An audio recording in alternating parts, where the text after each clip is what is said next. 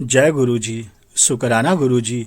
गुरु जी का आशीर्वाद, गुरु जी का ब्लेसिंग दीपिका आंटी जी और अजय गुप्ता अंकल जी को मिल गया है। गुरु जी की कृपा से उनके घर में सत्संग दिनांक 21 नवंबर 2023 को गुरु जी का डिवाइन सत्संग संपन्न हो गया है। गुरु जी ऐसे ही अन्य संगत के भी घर आएं और गुरु जी सारी संगत को ब्लेस करें। आंटी जी को गुरु जी ने बहुत ब्लेस किया है। जय गुरु जी। शुक्राना गुरु जी। संगत जी, गुरु जी जब फिजिकल फॉर्म में थे तो दिल्ली, हरियाणा, चंडीगढ़, पंचकुला कई जिलों में गुरु जी जाते थे सत्संग में और लोगों को ब्लेस करते थे। गुरु जी का बहुत ही दिव्य वाला सत्संग होता था। चलिए गुरु जी का एक सत्संग सुनते हैं। गुरु जी गुड़गांव गए हैं और गुड़गांव में अपनी संगत को ब्लेस करने गुरु जी जाते हैं। तो सुनते हैं कैसे गुरु जी पूरे परिवार का, अपनी संगत का कल्याण करते हैं। आपसे निवेदन है संगत जी, इस सत्संग को पूरा सुने, अंत तक सुने, आपको बहुत ही गुरु जी ब्लेस करेंगे। जय गुरु जी। शुक्राना गुरु जी। संगत जी, गुरु जी का यह चैनल है, इस पे ओरिजिनल सत्संग दिखाए जाते हैं, सुनाए जाते हैं। आपसे निवेदन है इस चैनल को जरूर सब्सक्राइब कर लें। जय गुरु जी। यह एक सच्ची घटना है। गुरुजी संग कैसे चमत्कारी वर्ष बीतता है। कर्नल सेवानिवृत्त शेखर चटर्जी अंकल जी का सत्संग है। मैं जुगनू प्रसाद सुनाने जा रहा हूँ। जय गुरु जी। नवंबर 1984 में गुरु जी के संपर्क में आने के पश्चात मैं अपने आप को अति सौभाग्यशाली मानता हूँ। इस अंतराल में जब तक अनेक बार मुझे और मेरे मित्रों व परिचितों को गुरु जी का आशीष मिला है, मैं उनसे कुछ स्मरणों का विवरण यहाँ पर कर रहा हूँ। गुरु जी को जब मैं पहली बार मिला तो एक स्कूटर दुर्घटना में मेरी पत्नी के कंधे का अस्थिबंध लिगामेंट टूट गया था। पता लगा कि चंडीगढ़ में एक महापुरुष रह रहे हैं जिनके पास पीजीआई जैसे विख्यात संस्थान के चिकित्सक अपने असाध्य रोगियों को भेजते हैं। हम भी उनके पास पहुंचे। उस समय से अब तक का 22 वर्ष का समय हमने उन महापुरुष के चरण में बिताया है। जय गुरु जी। वो महापुरुष श्री गुरु जी हैं जो जगत का कल्याण करने आए हैं। जब हम उनके पास प्रातः 4 बजे पहुंचे तो उन्होंने मेरा हाथ अपने हाथों में ले लिया। मुझे ऐसा प्रतीत हुआ कि मेरे शरीर में अमृत प्रवाह हो रहा है। गुरुजी ने मुझे बताया कि मैंने एक मुखी रुद्राक्ष धारण किया हुआ है। उन्होंने यह भी कहा कि उस पर एक शिवलिंग बना हुआ है, जिसका मैंने विरोध किया। उनके कहने पर मैंने उन्हें वह रुद्राक्ष दिखाया। उन्होंने वह रुद्राक्ष अपने हाथ में लेकर उसे गंभीरता से देखने की मुद्रा बनाई और फिर मुझे उस पर शिवलिंग संगत जी देखने को कहा।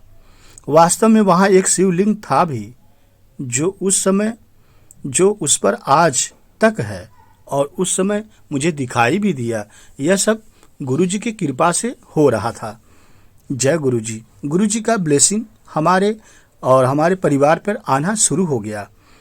मेरे लिए रुद्राक्ष एक उपचार बनकर साबित हुआ। 2 वर्ष में मैं आंत्रशूल एवं ओबीएस से पीड़ित था। इसमें बहुत दस्त होते हैं। गुरुजी ने मुझे पीने के लिए अमृत दिया और फिर घर जाने को कहा। उस दिन मैं अपने कार्यालय नहीं जा सका क्योंकि उस दिन मुझे 24 बार शौच जाना पड़ा।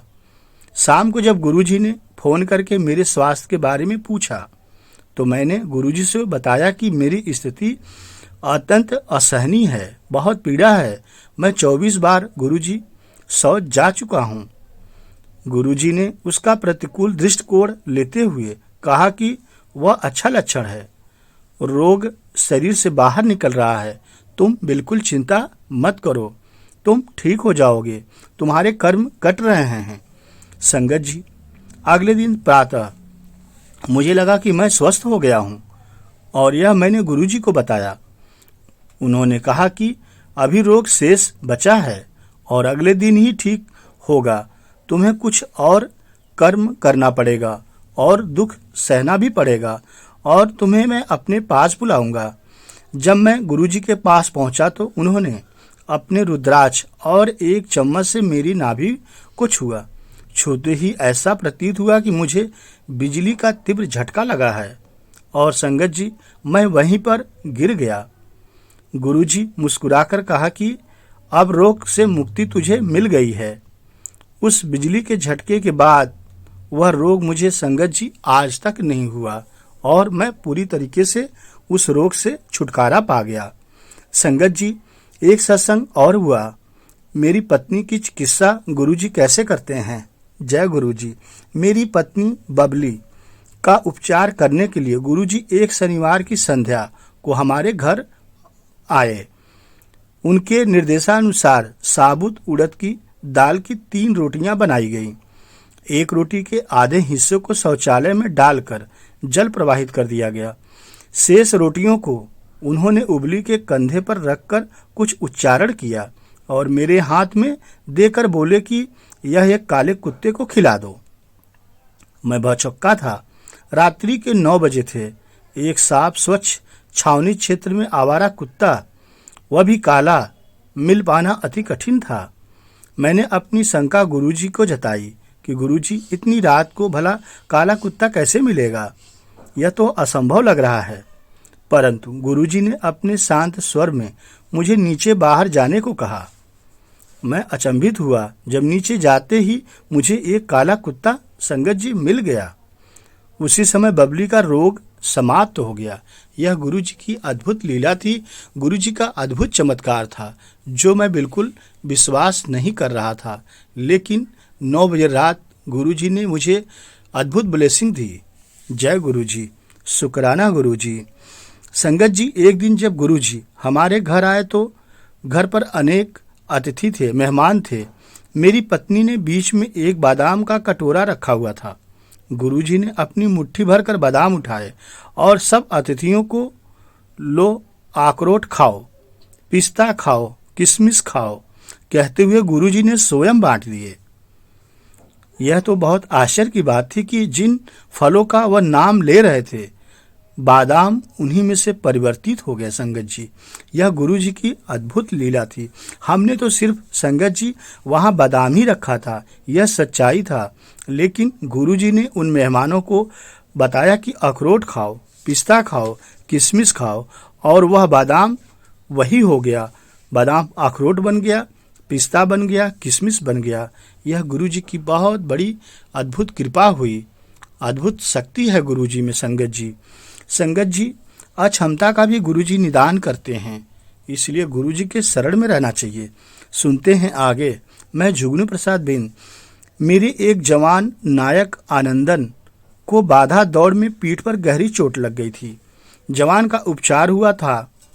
उस चोट के कारण वह सेना के सब कार्य करने में अक्षम हो गया था।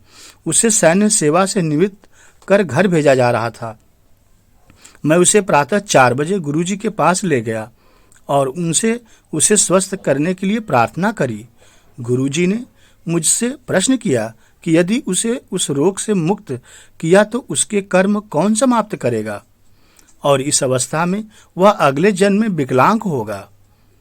संगत जी मैं चिंता में हो गया और बहुत स्मित में अवश्य था, पर मैंने गुरुजी से प्रार्थना करी कि वह अपने तप से उसके कर्म नष्ट कर दें। गुरुजी संगत जी बहुत मुस्कुराए और उन्होंने आनंदन को लेटने को कहा। फिर गुरुजी ने उसे छूकर एक भयानक मुद्रा बना ली और जैसे वह किसी को डांट फटकार लगा रहे हैं। नीचे लेटा हुआ आनंदन बच्चे की भांति धीरे धीरे सिसक कर रो रहा था और मैं आश्चर्यचकित हो रहा था। फिर गुरुजी ने आनंदन को उठकर अपने शरीर पर से सब पट्टियां उतारने को कहा। उन्होंने कहा कि उसे स्वस्थ होने में समय लगेगा और उसे तीसरे दिन पुनः लेकर मेरे पास आना। संगत जी अगले दिन प्रातः जब मैं पीटीई के लिए जा रहा था तो मैंने आनंदन को अपनी बैरक के बाहर दंड लगाते हुए देखा, जैसे वह अपना शक्ति प्रदर्शन कर रहा है। मैंने उसे रुकने के लिए कहा तो वह बोला कि अब उसे कोई दर्द नहीं है और लग रहा है कि वह रोग मुक्त हो गया है। मैंने उसे गुरुजी के अगले दर्शन तक यह बातें गोपनीय रखने के लिए कहा। जय गुरुजी। आगे तीसरे दिन की बात जब आई, तीसरे दिन जब हम गुरुजी के पास गए तो उन्होंने मुझे अपने पास बुलाया और आनंदन की ओर उंगली करते हुए गुरुजी बोले, वह शनि के प्रकोप से बाहर आ गया है। आनंदन का रंग साफ हो गया था और उसका वजन 13 से 14 किलो घट गया था। गुरुजी ने फिर आनंदन से प्रश्न किया कि उनके छूने के बाद क्या हुआ। आनंदन ने बताया कि तब से वह सोया नहीं है। गुरुजी ने तुरंत एक चाय के चम्मच से उसकी बाल्य ग्रंथि थाइमस ग्लैंड को छुआ। उन्होंने फिर मुझे निर्देश दिया कि आनंदन को बैरक में पहुंचाकर उसे सोने दो। गुरुजी के स्थान से बाहर निकलते ही उसका सिर मेरे कंधे पर टिका और वह संगत जी सो गया। वाहन चालक की सहायता से हम उसे उस बैरक तक लेकर आए और उसे उसके बिस्तर पर लिटा दिया। आनंदन 3 दिन तक सोता रहा संगत जी, और पूर्णतया रोग मुक्त हो गया। सारा रोग, उसका कष्ट, संकट सब खत्म हो गया था। तदुपरांत डॉक्टरों ने जब उसके परीक्षण किए तो उसे स्वस्थ देखकर आश्चर्यचकित रह गए।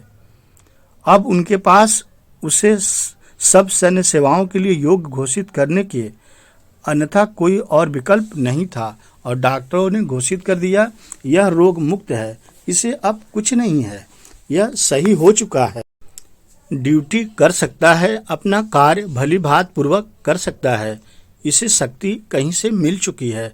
जय गुरु जी। संगत जी, आप वीडियो में देख रहे हैं गुरु जी का आरती हो रहा है, आप भी दर्शन कर लीजिए। और देख रहे हैं एक छोटा सा बालक भी गुरु जी के आरती कर रहा है। कितना सौभाग्यशाली वह बालक है और सारी संगत है जो गुरु जी का दर्शन कर रहा है।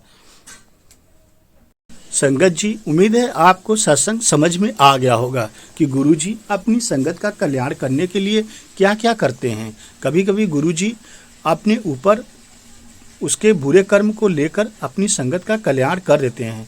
तो ऐसे हैं हमारे गुरुजी, परमपिता परमेश्वर जो भोलेनाथ हैं, महाशिव हैं। परमपिता के चरण में हमें सबको रहना चाहिए, यहीं से हमारा कल्याण होगा। गुरुजी जगत पे हमारा कल्याण ही करने तो आए हैं, हमारे बुरे कर्म काटने आए हैं, हमें संकट से बाहर निकालने आए हैं, हमें मुक्ति दिलाने आए हैं। यह है गुरुजी का संगत जी प्यार। गुरुजी अपनी संगत से बेहद प्यार करते हैं। कहा जाता है कि अगर संकट आता है किसी संगत पे, कोई भी संकट आता है, तो गुरुजी पल भर की देरी नहीं करते, तुरंत अपनी संगत का कल्याण करते हैं। जय गुरुजी, शुक्राना गुरुजी, लव यू गुरुजी।